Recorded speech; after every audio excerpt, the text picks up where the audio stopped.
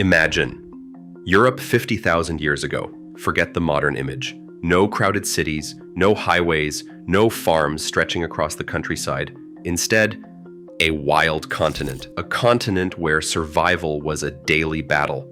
Across the frozen plains of Ice Age Europe, enormous herds moved with the seasons. Wild horses, ancient cattle, giant deer, woolly mammoths, and following behind these herds, the hunters.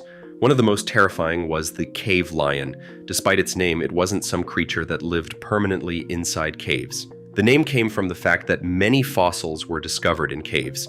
These lions were among the largest cats humans had ever encountered. They were powerful enough to hunt huge prey and dominate landscapes. A human walking across Europe thousands of years ago wasn't entering an empty wilderness. They were entering a world where they were not at the top, a world where a mistake could mean death. And the evidence is everywhere. Ancient humans painted lions on cave walls. They carved predators into bones and stones. They respected these animals because they knew something modern humans often forget. Nature was not designed for our comfort, but then something changed. The climate began warming, the Ice Age started ending, and the world that supported Europe's giant predators began disappearing. The simplest explanation would be Europe got cold, so the big cats died. And honestly, it makes sense. The Ice Age was brutal. Huge glaciers covered northern regions. Temperatures dropped. Habitats transformed. Many animals disappeared. The mammoths declined. Large grazing animals became rarer. And predators that depended on those animals suffered. The cave lion eventually vanished. But here's the problem. The climate explanation is incomplete.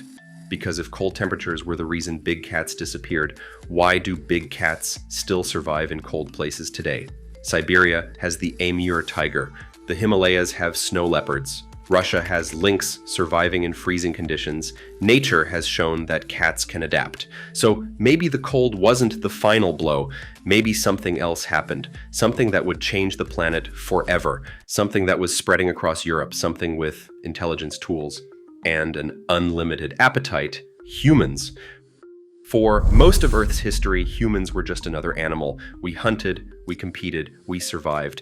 But then something unusual happened. Humans learned how to reshape the environment around them. A lion is powerful, a tiger is powerful. But humans had something different: cooperation, technology, and the ability to organize. A single human is vulnerable. A group of humans with weapons is something completely different. As humans expanded across Europe, they didn't just compete with predators for food, they competed for territory. And this created a problem for big cats. A lion needs space, a tiger needs space, a leopard needs space, but humans also wanted space.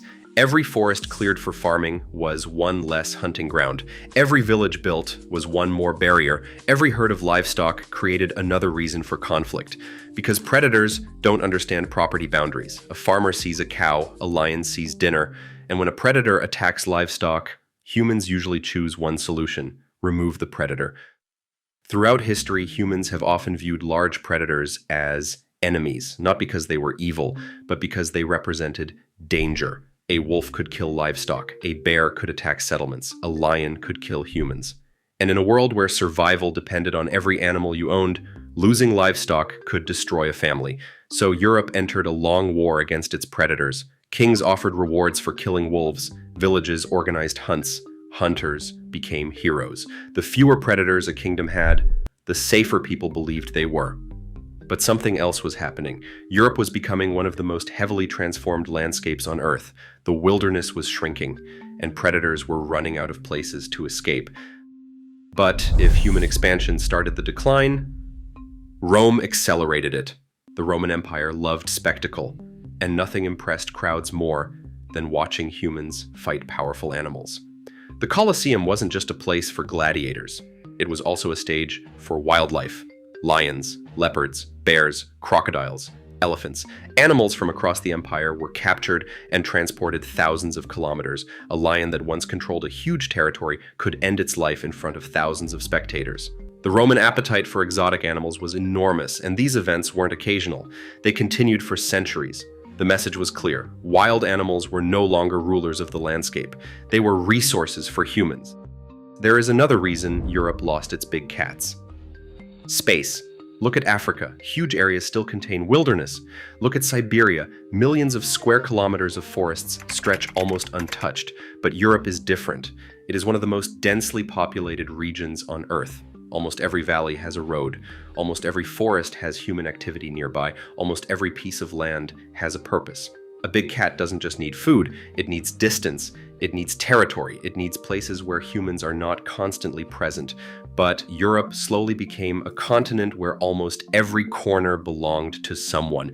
The wilderness disappeared piece by piece, and eventually, there was nowhere left for Europe's giants to go. But this raises an interesting question. If Europe was hostile to predators, why do some cats still survive? Because size matters. The Eurasian lynx survived because it is secretive. It can hunt smaller prey. It can live in forests. It avoids humans. The European wildcat survived for similar reasons, but large cats have a different problem. A lion cannot hide easily. A tiger cannot survive on small amounts of food. A jaguar cannot live inside tiny fragments of forest. The bigger the predator, the bigger the space it requires. And Europe became a continent of small spaces. Now comes the biggest mystery. If Europe once had lions, why don't lions come back? The answer is simple. The world changed. The routes animals once used to move across continents disappeared. Human settlements expanded. Roads divided habitats. Countries created borders. The Middle East and North Africa changed dramatically. The natural highways that once connected ecosystems were broken. And even if lions could return, would modern Europe accept them? Imagine waking up tomorrow and discovering lions were released into European forests. Farmers would worry about livestock, communities would worry about safety, governments would face enormous pressure. Even wolves, which are much smaller, have created debates across Europe. A lion would create a completely different challenge. The strange thing about Europe is this: its lack of big cats wasn't because humans were always safer. It was because humans became powerful enough to remove the danger.